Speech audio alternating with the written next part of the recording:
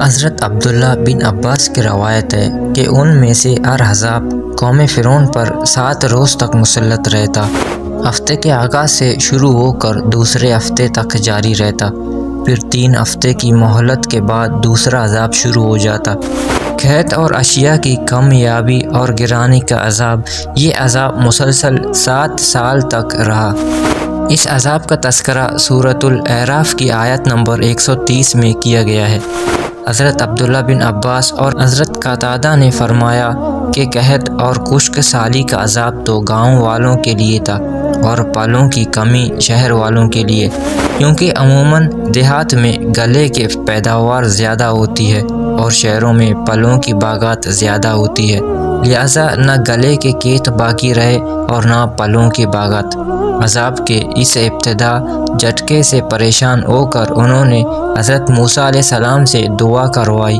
دعا قبول ہونے کے بعد جب قحط رفع ہو گیا تو پھر دوبارہ اپنی سرکشی میں مبتلا ہو گئے اور کہنے لگے یہ قحط تو موسیٰ علیہ السلام اور ان کے ساتھیوں کی نعوذ باللہ کی سبب آیا تھا، جس کے بعد اللہ تعالیٰ نے ان پر سخت ترین عذاب کا فیصلہ کر لیا۔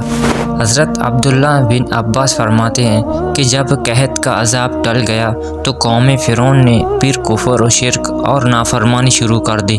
چنانچہ حضرت موسیٰ علیہ السلام نے دعا کی، اے میرے پروردگار، یہ سرکش لوگ اپنے معاہدے سے پھر گئے ہیں، اب ان پر ایسا دردناک عذاب نازل فرما جو ہماری قوم کے لیے وعظ اور آنے والوں کے لیے باعث عبرت ہو۔ اس مرتبہ اللہ نے ان پر شدید طوفانی باد و باران کا عذاب نازل فرمایا۔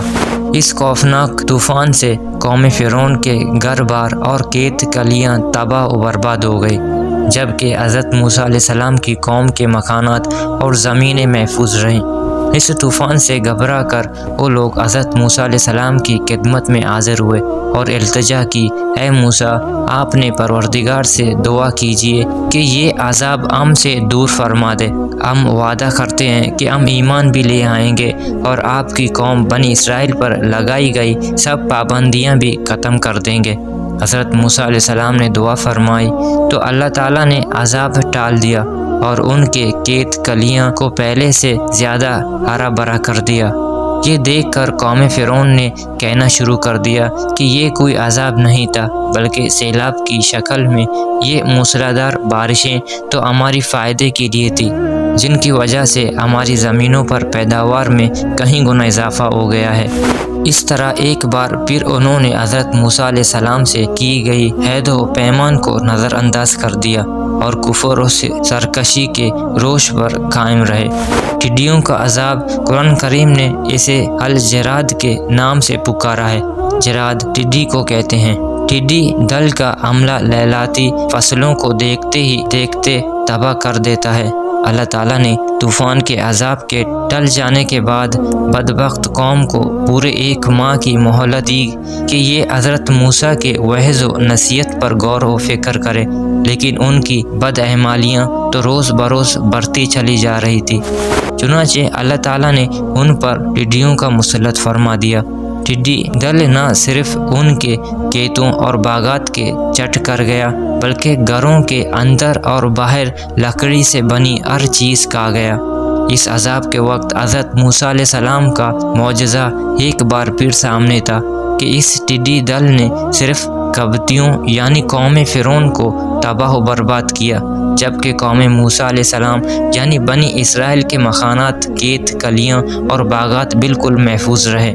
قبطی روٹے پہنتے حضرت موسیٰ علیہ السلام کے پاس آئے اور التجا کی، آپ اپنے رب سے دعا فرمائیں کہ وہ یہ عذاب واپس لے لے۔ ہم پختہ وعدہ کرتے ہیں کہ ہم ایمان بھی لے آئیں گے اور بنی اسرائیل کو آزاد بھی کر دیں گے۔ حضرت موسیٰ علیہ السلام نے دعا فرمائی اور عذاب ٹل گیا۔ اللہ تعالیٰ نے انہیں پھر 1 ماہ کی مہلت دی کہ وہ غور و فکر کر لیں، لیکن وہ لوگ اپنی پرانی روش پر ہی قائم رہے، ایمان لائے اور نہ ہی بنی اسرائیل کو آزاد کیا۔ ہر گزرتے وقت کے ساتھ فرعون کے تکبر، غیظ و غضب اور ظلم و ستم میں اضافہ ہوتا چلا جا رہا تھا، لہٰذا رب الجلال نے ان کے دراز رسی کو کھینچنے کا فیصلہ کر لیا۔ حضرت موسیٰ علیہ السلام کو حکم دیا کہ میرے بندوں کو لے کر راتوں رات نکل جاؤ۔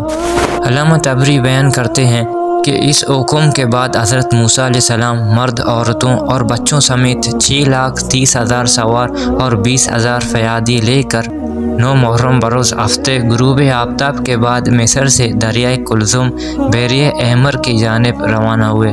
فرعون جدید ہتھیاروں سے لیس اور 7 لاکھ سے زائد سواروں کے ساتھ ان کے پیچھے روانہ ہوا۔ بنی اسرائیل کے پیچھے فرعون کے سپاہ کا ایک سیلاب اور آگے بپیری موجیں تھیں۔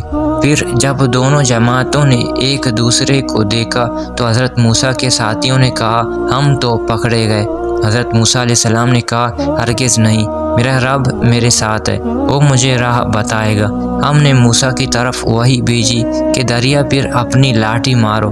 چنانچہ دریا پر لاٹھی مارنے سے 12 خشک راستے نکل آئے۔ بنی اسرائیل کے 12 قبیلے ان میں سے گزر گئے۔ یہ منظر دیکھ کر خوف زدہ فرعون نے بھی اپنے گھوڑا دریا میں ڈالا اور لشکر کو پیچھے آنے کا حکم دیا۔ فرعون اور اس کا لشکر جب بیچ دریا میں پہنچا تو اللہ تعالیٰ نے دریا کو روانی کا حکم دے دیا۔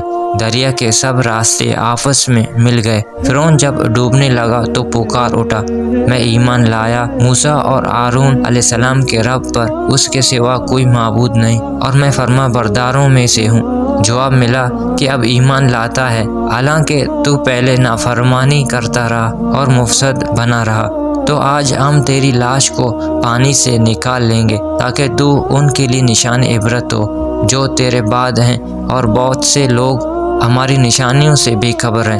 آج بھی فرعون کی حنوط شدہ لاش عبرت کا نشان بنی مصر کی عجائب خانے میں محفوظ ہے۔